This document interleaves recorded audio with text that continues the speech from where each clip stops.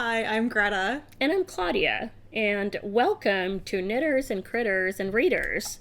Book Club edition! Yeah, we are going to talk about a book we have both been waiting for. Yes. Since we finished this one. This bad boy. Yeah.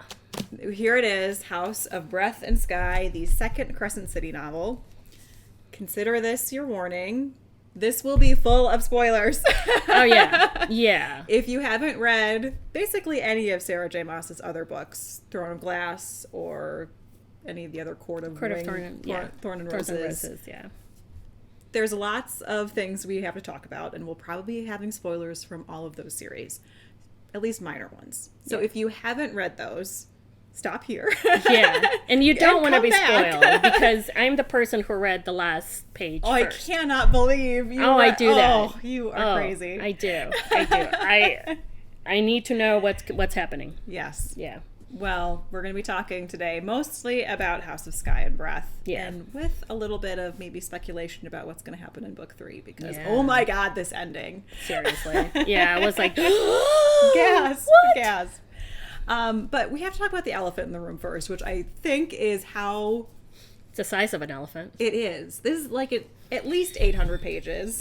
It's just over 800, I think. What's this one?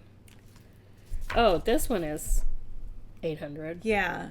So what's them? So Yeah, this one, I think it just is probably a bigger print, but this is just over 800. okay. Yeah. Just different page layouts. Good old publishing. Yeah. Yeah. This book these are big books. It's a lot. It's a lot. And I thought Crescent City, the first one, I thought those 800 pages were definitely justified. I wasn't sold if it was on this book. So I'm sorry. This is going to be a little bit of a mixed review. If there's any really hardcore Sarah J. Maas fans out there, it's not that I don't love the book.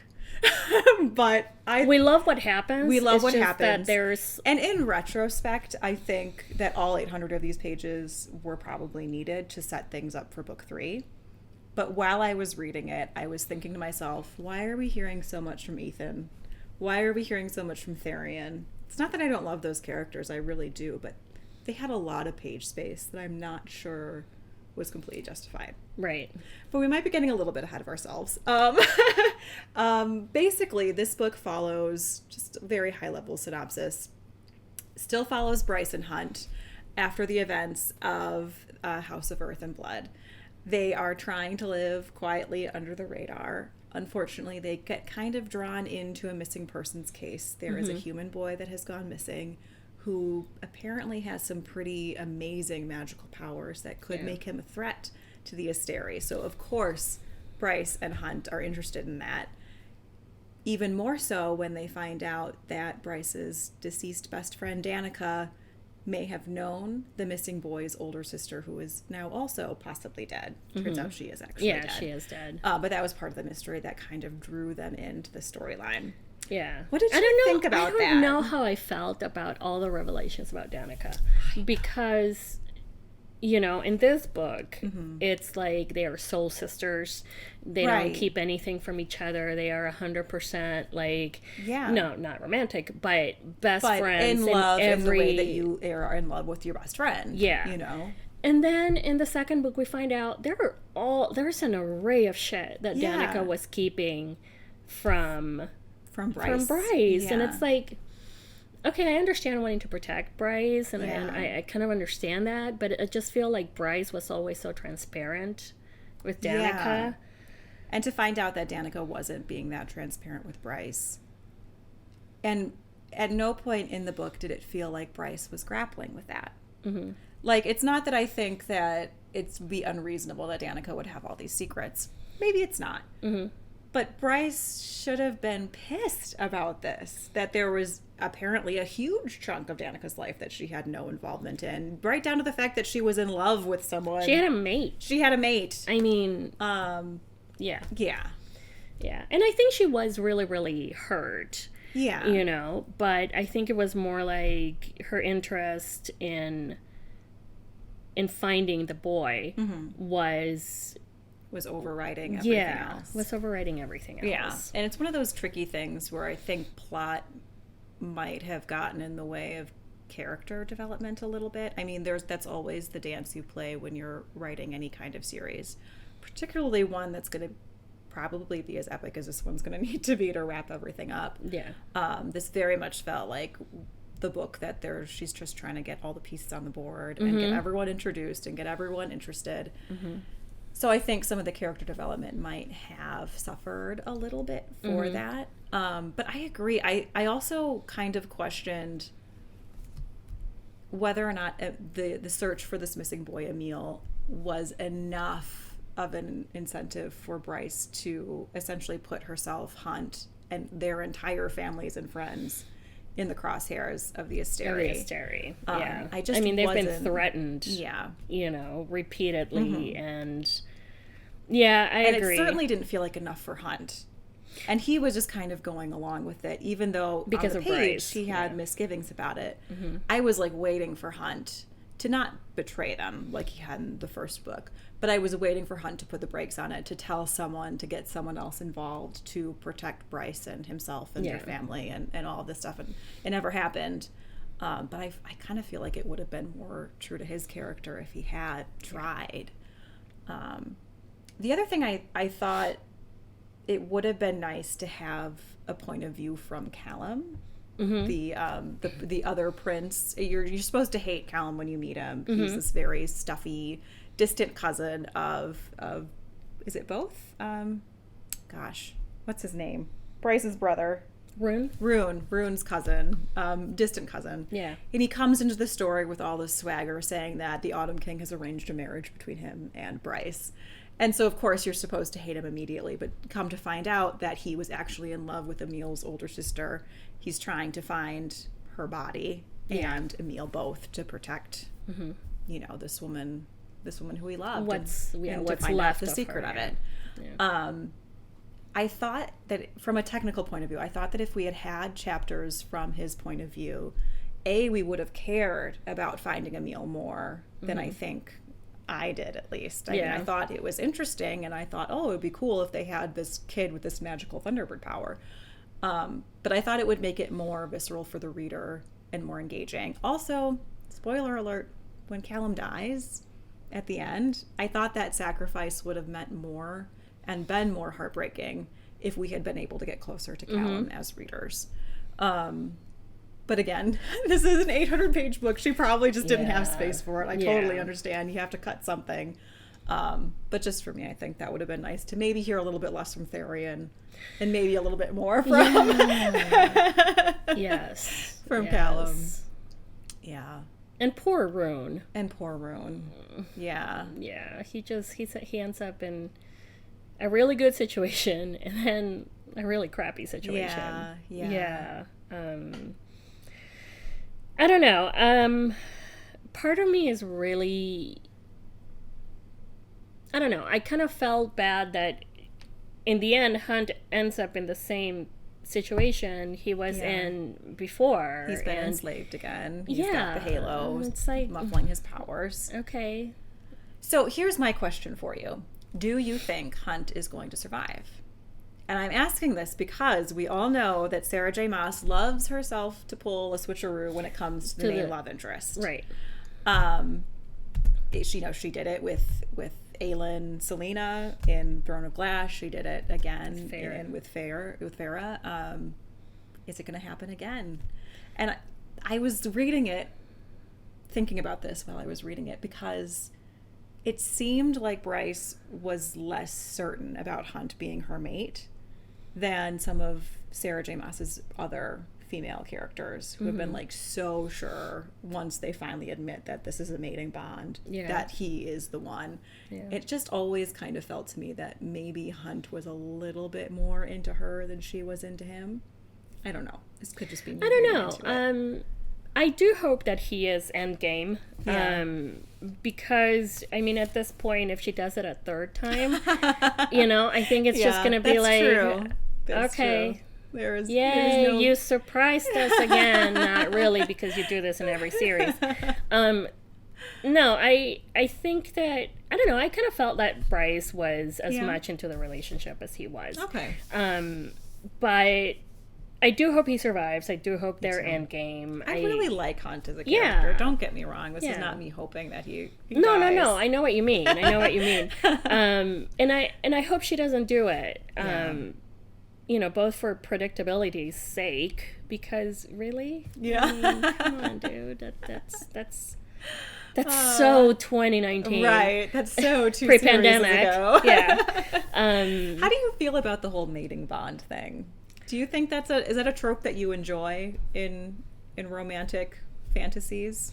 I mean, I don't know how to feel about it, because it just seems to be such a cruel, I don't know. Yeah. A cruel twist, like in Court of Thorns and Roses. Mm-hmm. I mean, he's been waiting how long? 500 years? Yeah. 500 years. She didn't know about it. Yeah. She thought it was this other guy who was really this toxic, jerk. Alpha hole, as Bryce would say. But I don't know. It's part of the world. It's part of the thing. The one that really, really bothers me is Elaine. Yes. Because I don't want her. Okay, I'm gonna go full in on this one. Let's spill the tea. Yeah. Sock it to me. How do you feel about Elaine and Lucian? I don't like Elaine. I think Elaine. Oh, really? She's a milquetoast character. She has just been getting by on being the sweet one. And being the beautiful one. And being the beautiful one. Oh, I'm just so innocent. Well, guess what? Your younger sister was out there. True. Risking her life. Yeah, Nesta does take up all the evil from those decisions, and Elaine really has skirted past it. And Elaine, because she's soft and pretty and pink and right, and birds dress her in the morning. Right. Yeah, she doesn't get so much of the fallback of the consequences of it. I don't like her. I don't think she adds anything to the series. If she ends up with Lucian, great. But if she ends up with Asriel, are you going to be devastated? I want Az with Gwen. Oh, I want Asriel to end up with Gwen Verdara.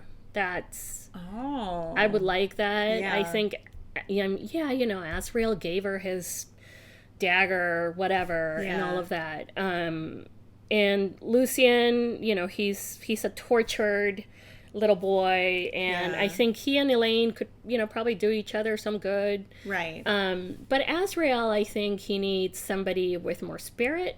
Well, here's the thing. This is the other reason I was wondering if you thought Hunt was endgame, because Asriel has the dagger. Yeah. That is the match to the sword that Bryce now has, the Star Sword. Mm-hmm. So now I'm thinking is this they're meant to be? Let's combine our rings of power. Yeah, no, I think, I don't know. I mean, I like Asriel, but I think Gwen would be really, really good for him. Yeah. I don't know how I feel about a Asriel Bryce. I think Bryce would mop the floor with Az. She's such an asshole at times. True. She can be. And he she's is a tough broad, and and he's a badass, obviously. But he is you're very. Right. He does have a little bit of emotional trauma that I think he might. He's very Caleb Widogast. He is very tortured, such a dark, tortured soul. Someone get him some Percocet. Yeah, I'll give him some of my Paxil. That's okay. I have some gummies he can have. So I think somebody like Gwen, who is light and joy and can bring life literally into his world. Yeah. I think that's somebody more like, oh, Elaine, what do you want for dinner? Oh, no, what do you want for dinner? Oh, no, what do you want for dinner? Oh, my God. I don't want to be a guest in their, dinner party, because it would be oh, my God, both of you just, dropped dead right now. Someone make a decision. Yeah, Elaine is not my favorite character. I'm so sorry if you're an Elaine fan. Yeah. But I don't know. I think there are so many characters. The other part that feeds into my... I don't really love the whole mate thing. Also because of Elaine. She's not into Lucian right now.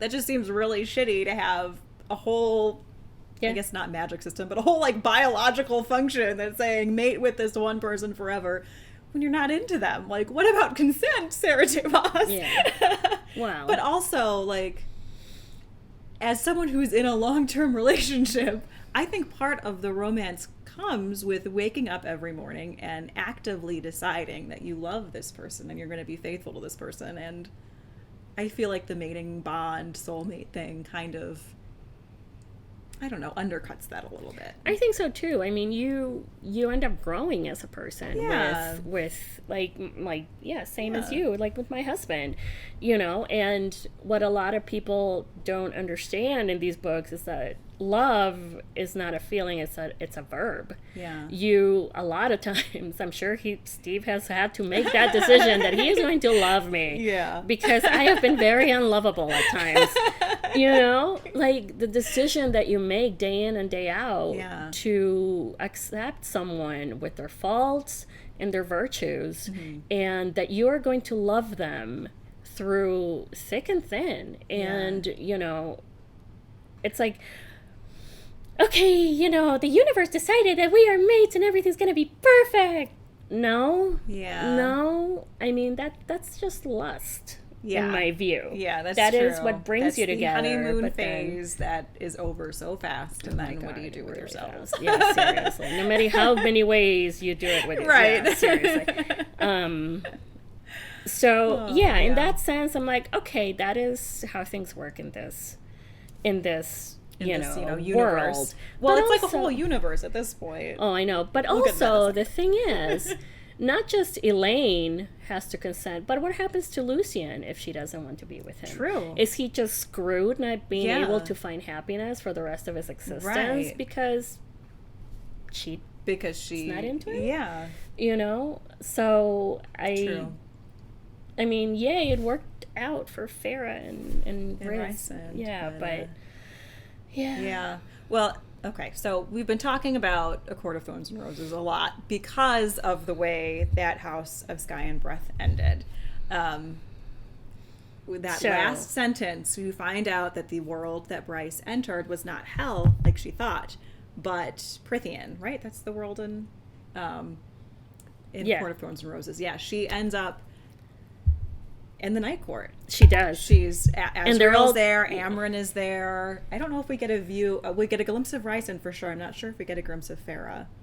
I think she's there. I think she's there. But Rhys is the one that talks to her. Yes. At the end. At the very end. Yeah. Who she mistakes almost for Ruhn for a second because they look so similar. Well, don't all these Sarah J. Maas. Yes, all the hero men of a certain type. Yeah. Holy crap. I am so excited for this. I have no idea how she is going to pull this off, merging these two series together. Or maybe three. Or three. Because she did something similar at the end. You're right. Yeah. In Kingdom of Ash. Yeah, Aelin is falling through the world. Yeah. And Bryce gives her the boost, the power bump. Yep. I'm so excited. So even though, like, I do have mixed feelings about this book, I want you guys to understand how much I do still love the series and how excited I am. Oh, yeah. I am looking forward to the next one. And as you see, I did get these, because I am nothing but a tween who goes out and buys all the stuff pertaining. I got these from Briarwick Candles, and she has a lot of fandom candles. This one is my husband's favorite. That one's my favorite too. That's the Rysand one. Oh, it smells so good, and it's this really pretty, like, purpley blue color too. It's looking a little blue on camera, but it's very nice purple. It is. Yeah. And then Bryce is Starlight, Nutmeg, and Lilac. Nutmeg and Lilac were not the. Yeah, they're not my favorite. Not my favorite. And this does smell really, like, stormy. Yes. That one is very well described. What does it say on the... it's Hunt's, by the way, of course. Lightning, cedar, and rain. Yeah, it does have a really rainy, lightning-y kind of scent to it. And it's this really pretty silvery gray color. Yeah. So these are a lot of fun. Yeah. They come in this size and then a bigger size. We'll try to link to them below. Yeah. So you can check them out. So what did you guys think? I mean, part of me is excited to see how she's going to weave all these together, because I love that. And oh my God, are Amren and Fury like long-lost sisters? because they've always been, and even like looking back, the physical description of Fury is so similar to Amren's physical descriptions too. So, and what crazy weird power does Fury have? Because it seems like everyone's a little bit afraid of her in the same way that everyone in Prythian was afraid of Amren. Yeah, the tiny powerful one. On the other hand, I kind of wish this series had stood on its own. Part of me like kind of wishes that, oh no, let's see how they figure out their shit on their own without any outside help, anyone else. But we'll see. We'll see what happens. I am very excited. Now we have to wait another. I don't know however many years, but it does make me wonder about the relationship between the cauldron and the horn, because Regulus, I don't know how you pronounce his name, did like obliquely refer to this other artifact that these ancient fae had used to, clean the floor with their asses. Yeah. And obviously, knowing what we do now, they're talking about the cauldron. Well, what does that mean for Nesta and Elaine now that they possess cauldron power, and now Bryce has the horn literally in her body? What does that mean? Tell me. I know. It's some good storytelling there. I mean, some of it may be a little like, okay, let's get through the Therian pits. I'm sure she has big plans for Therian. I'm sure she has big plans for Ethan. But it did drag the story down a little bit too. And I want Ruhn to like end up happy. I think he deserves it. Yeah. Their dad is a major dick, and I want him so like punished. I really do. And not in the fun way. And I can't remember, I was watching some other YouTuber mentioned the Autumn King and the Autumn Court. Like, are they related? Because physically they look a lot alike. They obviously have some inherited assholery that they have. And also, do you think the Autumn King knows the truth about the Asteri? Because he had all those astronomical instruments in his office, and she was always very careful to mention that he was always looking at the stars and charting out the stars. So I kind of wonder what's going to happen with him, what he's going to do when he finds out that Ruhn is now a captive and Bryce is on another world. I wonder how he's going to react to that. The Asteri need to be taken down. She is so good with her characterization, 90% of the time. She just has this way of creating characters that are kind of jerks, but that you love anyway. Particularly Selena. I know a lot of people didn't like Selena in Throne of Glass. I loved her. Although I will say I didn't like, and Bryce did it too in this book, I don't always like the, I know something you don't know. Oh, look, I figured it out and I solved everyone's problems. Ta-da! I don't like that as much. And I know a lot of writers do that. But for me, it feels like you're misunderstanding where the dramatic tension comes from in a story. It's okay. I mean, obviously, Bryce having a secret that Hunt doesn't know creates tension between those characters. But the audience won't feel it unless you let them in on the secret. And I think it makes Bryce look like kind of a jerk. It made Selena look like a jerk all the time in Throne of Glass, keeping secrets from everybody. And like, ta-da, I fixed it. So that's not my favorite thing that she does. But like I said, 90% of the time, her characterization is beautiful. Like Lahaba, I still cry when I read that. Don't you? I miss that little sassy sprite. She was one of my favorites from Earth and Blood. Oh, so good. Well, I think that might be all. Tell us, please, in the comments, what did you love? What did you hate? What do you want to see in book 3? Because I need to talk about some theories with people, so please comment for me. Yes, please let us know, because we have a long time to wait now. We may as well brew up our own homebrew fantasy. Right? Seriously. There's so many candles I can buy now. Well, as well as leaving comments, please feel free to like and subscribe. It means a lot to us. And happy reading, guys. Take care. Bye. Bye.